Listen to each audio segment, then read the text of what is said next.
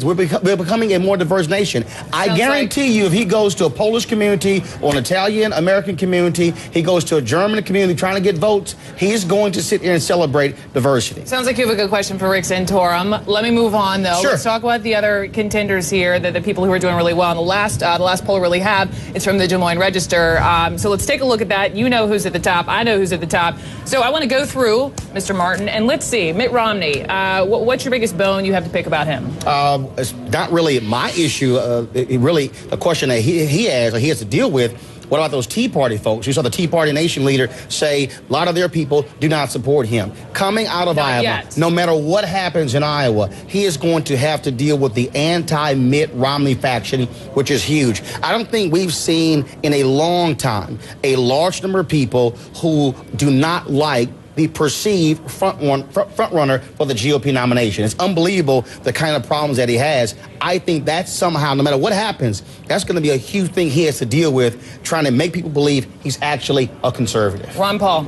Well, Ron Paul, he has some issues when it comes to the Civil Rights Act. I think he's absolutely clueless when it comes to the Civil Rights Act, saying it destroyed privacy. I'm sorry, Ron, people like me couldn't vote, couldn't go to hotels, couldn't sit at lunch counters. You as a white guy, you could have. So, hey, you don't like it, suck it up. The Civil Rights Act, frankly, changed America for the good. His problem is that he is so far to the right when it comes to libertarian issues, he almost turns into somebody who's on the left.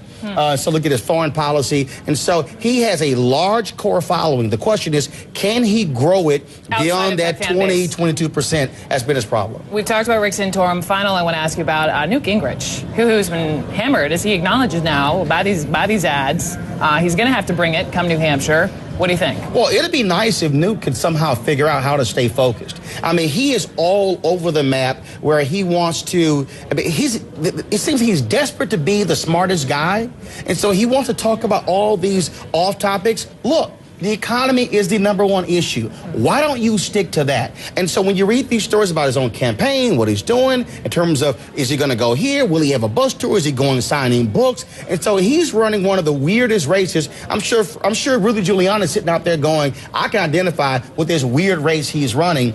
If he doesn't do well tonight, I think it's going to speak volumes in terms of how he has run this race, which has been befuddling to a lot of people. I'm curious, and final question, because you brought your iPad, you're very in tune with, you have a lot of followers on Twitter. Is there one sort of common theme you're hearing from people? I mean, did they want to hear about economy? What do they want to hear about? Yeah, actually, I think what a lot of people want to hear about, they want to actually hear about these specific issues as opposed to, oh, Obama is bad, I'm good. Okay, but really, when it comes to the economy, how will you actually fix it that's different than simply saying cut taxes and end regulation? As we always hear from some of the GOP candidates, folks want to hear, no, I'm out there without a job, or, my children don't have one. Give me an example other than the same kind of stuff. They quite haven't heard it. Okay, at Roland S. Martin on Twitter. Well, we give him hell all the time on Twitter. Thank you, sir. Tweeting a lot about football last night. Well, look, I mean, it was a big night. I get Iowa Caucus, but I think people are a little bit more concerned about the bowl games. Roland Martin, thank you very much. Thanks so much. And, of course, Roland will be in the CNN Election Center for tonight's caucus coverage and results, so look for him then.